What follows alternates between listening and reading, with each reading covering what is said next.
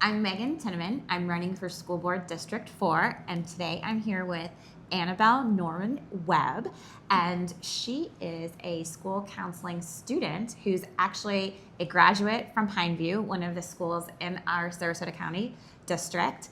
She is going to talk to me today a little bit about school counseling and how a school board member can support our school counselors, as well as why she's picked Sarasota to move back to continue her career.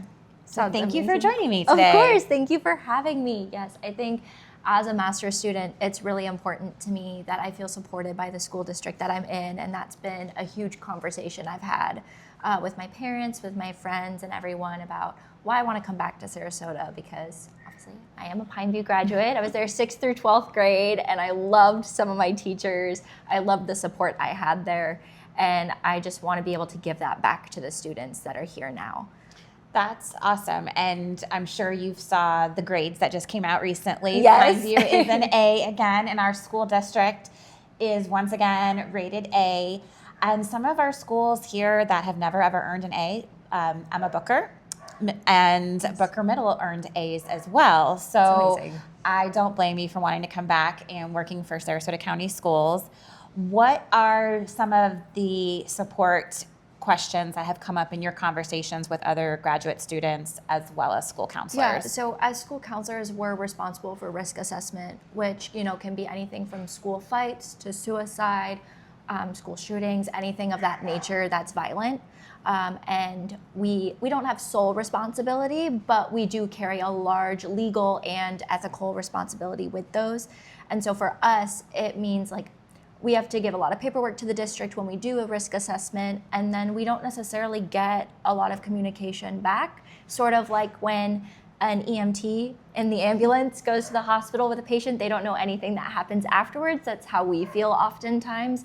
And so just being able to have that support from the district of what's going on with the student, and then for us, how we can better support those students and those parents as well as the rest of the parents and students in our school. After a situation like that happens. So I'm assuming that's really frustrating when you go through all of your paperwork, and I'm sure the student is probably in an emotional state or is not going to be able to come to school and learn with some of the feelings that they're experiencing. And so you're saying all of this goes through, the paperwork goes off to the district, and it's kind of in limbo. You don't know where it goes from there. So as a school board member, and one of the major things I'm hearing from community members as well as teachers and students is they want more transparency. Yes. And I think that's what I'm hearing from you as well, is we need to know how to best help that student. And once it goes to the district, there should be a protocol set that okay, these are the programs that can help my student, or this is how it's going to be solved. And I like to tie that into the community partnerships, the angle that we have, because there are so many nonprofits and just wonderful organizations out there that can take it to the next level that a school cannot support. Yes, and I think that's really important as well when we think about just as a school counselor, our job is to support the students and the teachers and the parents, and to an extent we work as a support for admin if they ever need us, but also we work in tandem with them, especially with the principals. And so really being able to support the students and the teachers looks like being able to find therapeutic and mental health resources for students or parents if they need them, as well as teachers.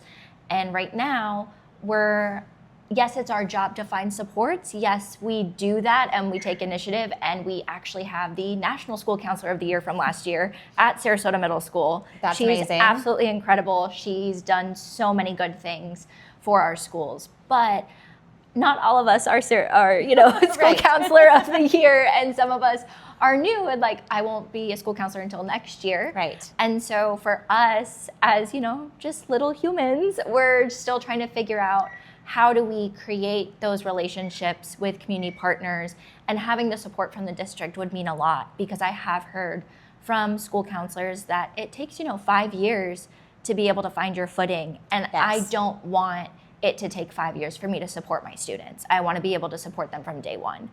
And that's super, super important from many angles for just your own mental health, being supported as you start this new job. But also, burnout is real, and it happens within the first 5 years, pretty much of any teaching career. And I would love to see more back and forth conversation between school board members and our staff that isn't going to necessarily have them think that things are going to be retaliated against them. We need a much better support system for our staff members. And as a school board member, I will be happy to give out my phone number, as well as, because I'm a former teacher, put me in, I will substitute. I think we need to see our leaders in those types of roles to show I'm here for you, and I may not have all the answers right now, but I'm here and I'm going to support you. And that's how we grow and we fix this in limbo lack of transparency. Yes. No, I love that. I think also it's interesting because as a school counselor, like, we don't have substitutes. Interesting. Like, there's not a substitute school counselor. It's just if we're out, we're out. And I'm wondering, like, what support would look like for school counselors or other jobs, like assistant principals. There's no substitute assistant principal or principal for that matter either. Is there anything you would be able to do on the school board to help support those positions that don't have substitute teachers? That is a great question. And as a former teacher, I'll tell you, one of the worst jobs is creating sub-plans because we want to make sure everything is in order for that substitute because we appreciate them so much. And I would love to see, I'm talking about revamping our volunteer program. I would love to have our substitutes go through that as well, because I believe that will give them more tools to be an effective classroom teacher. And that's essentially what we're using these substitutes for. We want them to come in and be able to teach our students when our teachers have any reason to be out of the classroom. And if we do that, then we can probably find some retired school counselors or individuals that have a little bit more of the school counseling background that could come in and serve in those roles that don't have a substitute position per se. Yeah, I think that would be amazing because a lot of the times the students, they struggle. Even I'm sure you've seen in classrooms, they struggle when they're substitutes because it's not who they're used to. It's not who they're used to trusting, and that can be detrimental to them. Yes. And then for school counselors on the level of if you're coming to us talking about, really big things going on at home or in your community, having someone they can trust with like clinical mental health background or something, I think would be imperative to help ensure their success when they are gone. For so many students, school is a safe place and the teacher becomes their safe person. And many times, a lot of those students work with our school counselors, and their school counselor is their safe person as well. So we really do need a better job at making sure when a school counselor has to take some time off that there is a person who has that experience and has that knowledge who can be a backup safe person. Because students, I say this many, many times, students that come to school with fear and anxiety or anything that's bothering them are not in a good position to learn, and they need that safe person. Yes. So tell me more about these community partnerships, because I'm genuinely curious, like what would you recommend for me, for instance, if I'm out next year I'm sick, for the sake of argument, So I'm sick. I attended the most amazing collaboration back in April put on by Junior League of Sarasota. They brought every single organization they could find that supports students, teachers, and the community, mostly in a mental health setting. And most of these programs do not cost a thing, but they work on referrals. So my goal is to have a very streamlined and very easy course of action for our school counselors to follow if their student needs something. And that way, that allows the school counselor to take some time off, knowing, well, this organization, and one of them I will just name drop is Blue Butterflies. They come in, they train counselors, they will train teachers. So that allows our school counselor to take some time off, knowing, oh, I've got this organization coming in and my students are going to get what they need while I'm gone. Amazing. And for teachers, I know you're a former teacher, so that's obviously very important to you too. What are some like community partnerships you want to work with for teachers to help them, like maybe with school supplies? Like they don't get enough funding to pay for all their students' school supplies. They don't get enough funding in general. In general, yes. And you will never meet a teacher that goes into that profession for money. No. So I have loved, I just did a deep dive on how can we get more into our classrooms and just take the burden off of the teacher. And there are so many organizations. I was so amazed to hear that our community really steps up for this. We have places like Gecko's on Clark will do school supply drives. True Value and Bank of America is doing something at the library in Newtown. And there's also this new organization I just heard of called Turtles for Tomorrow. They are a nonprofit and they specialize in removing barriers to education. So just recently they went into a school and cleared the supply list so that students really only have to show up with a backpack, a water bottle, and maybe 2 other grade-specific things. Taking the burden off of the teacher, taking the burden off of the parents. There's also a Facebook page called Adopt a Sarasota County Teacher, where teachers can put their Amazon wish list, and the community, any community member can go in and buy 1 thing, 2 things, clear the list. So I'm super excited to keep diving into more of these programs and just really amazing community organizations that do this for our schools. Turtles for Tomorrow also, they don't stop at school supplies. They'll sponsor field trips or for, if teachers need something for their classrooms, it's just removing the barriers. Let's get everything we need for education and let's make it as easy as possible. That's incredible. Wow, I love that. It sounds like you have a really good foundation with the community and that you're able to use that to then help support all the teachers and students. I have made it my mission to, but it's been fun. I've toured the Y. I've worked with Big Brothers and Sisters. I learned about Take Stock in Children. I've had so much fun really realizing we have some amazing people in Sarasota and nationwide, because there's also nationwide Facebook groups that will clear supplies for teachers. It's just been so wonderful to know there's still good humans out there. Yes, it is. It definitely is.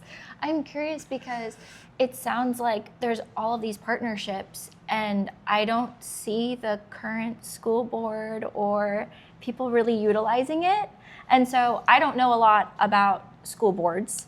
I've sort of shied away from that. When I was younger, I avoided politics. And so I'm just now like getting to know about things. So how does it work when you become a school board member? How can you actually implement these things that you want to see changed? Great question. And, I am just one person. However, there is a board of 5 people, and collectively we can partner with these organizations, because I know, for example, the school board has partnered with the YMCA for this coming school year to offer after-school programs at 4 of our schools. Okay. And that partnership is growing. Eventually, we see some daycares going into some of our classrooms that may not have a class that year. More after-school programs going into more of our schools. And Sarasota County is such a huge county. Yes. It's really great to see it's South County and North County that this is happening in as well. It's just really, really great to see current school board members like Liz Barker making that initiative. She's the one that brought up the Y. And as you start talking about these things on social media, these organizations reach out to you as well. Okay. Which has been so great. I've had Dr. Tanis Knapp reach out to me. She used to run the volunteer coordination program for the district. I've had Big Brothers and Big Sisters reach out to me and Take Stock in Children. So I know that once elected, I can continue that communication and really, really partner with these programs. My goal is to take the burden completely off of our teachers, and it is just a referral process that happens very naturally from our schools to these partnerships. That's amazing. I know budget is not something, it's the dreaded question that everyone talks about. But as someone who never did finance, and as my teachers can attest to, math was not my strength when I was in high school. What does all of that look like for the budget? Because it sounds like partnerships don't cost anything. Correct. So I'm curious how you plan on running the budget with something that obviously costs nothing. Yes. So my husband likes to say nothing is free. It either costs your money or your time. So That's fair. I have definitely been focusing on the time aspect by building these partnerships that don't cost anything. But yes, we cannot pretend that there is not a budget, a very big budget that has to be looked over with a fine-tooth comb. And I definitely feel there are areas that we can prioritize. I've spoken several times about how our elementary school students should not be on screen time technology programs as much as they are. I want to look at how much is being spent on those programs. Can we reinvest it back into people? We need people like our behavior specialists, our school counselors. We also need aides that can help our ESE students while the classroom teacher is teaching. All of these things are what need to be looked at when you're prioritizing a budget. And I think it's really important for the community to know there's capital funds and then there's the salary and benefits, and those two can't mix. So I can't say, well, we built this other school, why are we letting go of teachers? They're two totally different pots of money. And the budget is looked at in many, many, many years in advance. So looking at population growth is also a huge key for when talking about the budget as well. Okay, so if you were to explain to me, just a grad student Yes. who's learning all of these things for the first time, what would be, you would say, the 5 most important things you want the community to know about the budget, like what it entails, how it's spent, that you would be able to control and be able to actually impact? Okay, great question. So we need to definitely take a look at, like what I just said, these technological screen programs. I asked my middle schooler a couple weeks ago to list out how many he uses, and he listed out like 6. So, let's take a look at those. Also, revamping our volunteer program will cost something, but it is going to have a much better return on investment because we're investing in people. We're investing in training them. I would also, I want the community to know that the voucher system is not a bad system. It is something that is available for our students who are not thriving in our traditional public schools, and that money is there for those students if they need it. I think a lot of the campaigns have been, even mine, have been focusing on this voucher issue, and I want the community to know advocates just want the income cap put back on and guidelines that are the same for our public schools. I also want to market or promote, starting at our middle school level, all of the fabulous programs and schools that we have to show our parents, you know what, we're a district of choice. There are so many opportunities for every single type of learner, whether it's sports or academics or the arts. We have phenomenal schools. And finally, I would like to see much better communication back and forth. So many people use social media for communication, and I want to see more collaboration. I don't want our teachers to feel if I say something and I put it in writing in public that I'm going to be retaliated for that. I want a much better support feel that they get from me, that I'm not going to use any of your suggestions against you. We are here together. And the whole goal of our school board working with our teachers is to keep our A-rated district, but also what does support look like to you as a teacher, to you as a school counselor, to you as a student, to you as a parent.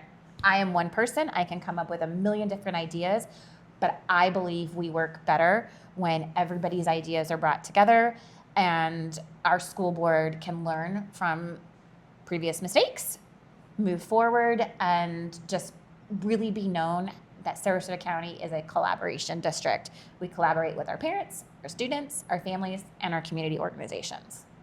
That's incredible. I feel like I can't wait to move back.